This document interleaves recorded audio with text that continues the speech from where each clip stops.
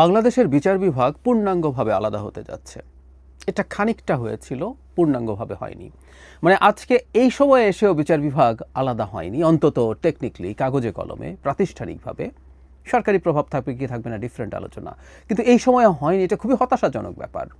একটা স্টেটের বেসিক যদি আমরা বুঝি, একটা গণতান্ত্রিক স্টেট, আমরা কেন আসলে একটা গণতান্ত্রিক স্টেটের পক্ষে গেলাম, কেন আমরা রাজতন্ত্র থেকে বেরিয়ে আসতে গেলাম, সেই আলোচনাটাও খুব জরুরি।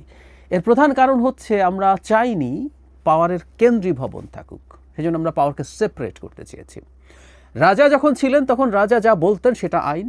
রাজার লোকজনই কেউ আইন ভঙ্গ করলে তাকে ধরে নিয়ে আসতো, রাজার লোকই তাকে বিচার করতো রাজা যেভাবে চাইতেন সেভাবে। সো একই ব্যক্তির হাতে আইন প্রণয়ন, আইন প্রয়োগ এবং বিচার সব ক্ষমতা ছিল। তারপর আমরা ম্যাগনা কার্টার কথা জানি, যখন এটার বিরুদ্ধে চ্যালেঞ্জ করা শুরু হলো 800 বছরের মতো বা তার চেয়ে একটু বেশি সময়ের আগে, বলা হলো যে একজনের হাতে, রাজার হাতে সব ক্ষমতা থাকবে না এবং রাজাকেও আইন মেনে চলতে হবে। এই আলাপগুলো তখন আসতে শুরু হয়, ধাপে ধাপে ধাপে ধাপে এগোতে থাকে এবং একটা সময় এসে আমরা ডিসাইড করি একটা গণতান্ত্রিক রাষ্ট্রে সেপারেশন অফ পাওয়ার থাকবে। এজন্যই আমরা এখন 3টা উইং করেছি, অনেকগুলো ইনস্টিটিউট করেছি, অনেকগুলো কমিশন করেছি, যাতে স্টেটের পাওয়ার বহু জায়গায় ছড়িয়ে ছিটিয়ে যায়। এক্সিকিউটিভ থাকবে, লেজিসলেচার থাকবে, যেটা আমাদের পার্লামেন্ট, এক্সিকিউটিভ হচ্ছে সরকার, আর জুডিশিয়ারি থাকবে বিচার। এবং আমাদের সংবিধান খুব স্পষ্টভাবে লিখে দিয়েছে আর্টিকেল 22-তে যে রাষ্ট্রের প্রশাসন থেকে বিচার বিভাগের পৃথকীকরণ নিশ্চিত করতে হবে। এটা লিখতে হয়েছে, এটা লেখার দরকার ছিল না। একটা আধুনিক রাষ্ট্রে এটা এরকমই হওয়ার কথা। এটা আমাদের সংবিধানের মূল নীতির পার্ট। কিন্তু এই সংবিধানে অবিশ্বাস্যভাবে, বর্তমান সংবিধানে আর্টিকেল 116 আছে, যেখানে এই যে অধস্তন আদালত, মানে আমাদের বিচারিক আদালতগুলো, আমরা সহজ ভাষায় যদি বলি যে জজ কোর্টগুলো আছে, সেগুলোর যে বিচারকরা আছে তাদের বদলি, পদোন্নতি, শৃঙ্খলা বিধি, এগুলো সব রাষ্ট্রপতির উপরে ন্যস্ত থাকবে এবং সুপ্রিম কোর্টের সাথে আলোচনার মাধ্যমে তিনি সেটা করবেন, এরকম কথা বলা আছে। এখন এই রাষ্ট্রপতি নিয়ে মানে অনেকবার কথা বলা হয়েছে। আমরা যারা খুব মনোযোগ দিয়ে সংবিধান পড়ি না বা পড়িনি, তাদের কাছে রাষ্ট্রপতি মানে রাষ্ট্রপতি মনে হবে। আমি দেখেছি অনেকে রাষ্ট্রপতির ক্ষমা নিয়ে সবাই রাষ্ট্রপতিকে খুব গালিগালাজ করেন। রাষ্ট্রপতির ক্ষমা টমা এগুলো আসলে প্রধানমন্ত্রীর কাজ, কারণ এই সংবিধানের আর্টিকেল 48(3)-তে বলা আছে প্রধানমন্ত্রী এবং প্রধান বিচারপতি নিয়োগ ছাড়া রাষ্ট্রপতির আর কোনো এক্সক্লুসিভ ক্ষমতা নাই। তাহলে নিম্ন আদালত আদতে সরকারের নিয়ন্ত্রণে ছিল।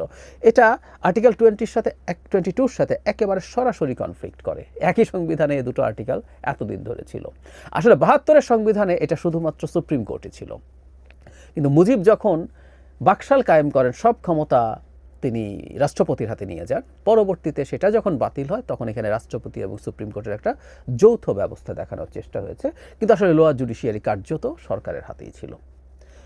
1999 সালে একটা ঐতিহাসিক মামলা হয়েছে, মামলার রায় হয়েছিল, মাজদার হোসেন মামলার রায়। একজন অবসরপ্রাপ্ত জেলা জজ মাজদার হোসেনের মামলার প্রেক্ষাপটে তখন বিচার বিভাগ এবং নিম্ন আদালতের যে সেপারেশন, নিম্ন আদালতের নিয়ন্ত্রণ সুপ্রিম কোর্টে দেওয়ার জন্য রায় এসেছিল। কিন্তু মজার ব্যাপার, এরপর 2 বছর আওয়ামী লীগ ক্ষমতায় ছিল এবং 5 বছর বিএনপি ক্ষমতায় ছিল। কেউ এই মামলার রায় কার্যকর করেনি।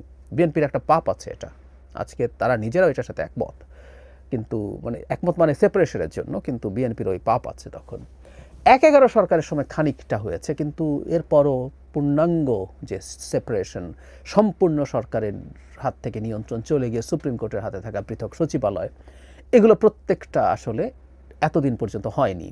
তবে বিএনপি তার 27 দফায় এবং পরবর্তীতে 31 দফায় বিচার বিভাগের পূর্ণাঙ্গ পৃথকীকরণের আলাপ এনেছে। এখন সর্বশেষ রায় হলো আপিল বিভাগ, এবং যেহেতু সবাই এটাতে অ্যাগ্রি করে, আমরা আশা করতে পারি সচিবালয় সহ বিচার বিভাগ, নিম্ন বা অধস্তন আদালতের পূর্ণাঙ্গ পৃথকীকরণ খুব দ্রুত হয়ে যাবে। আমি প্রায় বলি যে এই একটা কাজও যদি আমরা এবার ঠিকঠাক মতো করতে পারতাম, শেখ হাসিনা পরবর্তী সময়, এটাও আমার কাছে অনেক বড় একটা অর্জন বলে মনে হতো। এটা অনেক বড় অর্জন। আমরা এতদিন পর্যন্ত আদতে বাংলাদেশে মানে কোনো সেপারেশন অফ পাওয়ার ছিল না। লেজিসলেচার বা সংসদ কার্যত সরকারি দলেরই হাতে। তো সরকার সরকারি দলের হাতে, লেজিসলেচার তার দলের হাতে, এবং বিশেষ করে আর্টিকেল 70 থাকা যেভাবে ছিল আগে, এবার আমরা এটাও পরিবর্তন করতে যাচ্ছি। তাতে আসলে কিছু লেজিসলেচার বলে কিছু বাংলাদেশে কোনোদিনই ছিল না, ইনহেরেন্টলি ছিল না জন্মগতভাবে। আর বিচার বিভাগের মানে প্রধান বিচারিক কাজটা ওই জায়গায় চলে গেছে।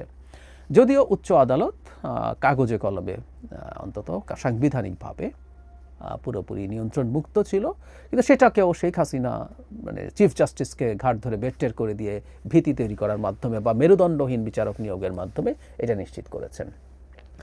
আমরা একটু ছোট উদাহরণ দেখাই যে কেন আসলে লোয়ার জুডিশিয়ারি বা বিচারিক আদালতের এই সেপারেশন আমাদের জন্য বড় প্রভাব পড়বে। মানে আমাদের একটা স্টেটে নাগরিককে সুরক্ষা দেওয়ার জন্য বিচার বিভাগ, যে বিচারের জুরিসডিকশনের মধ্যে সরকারও আছে।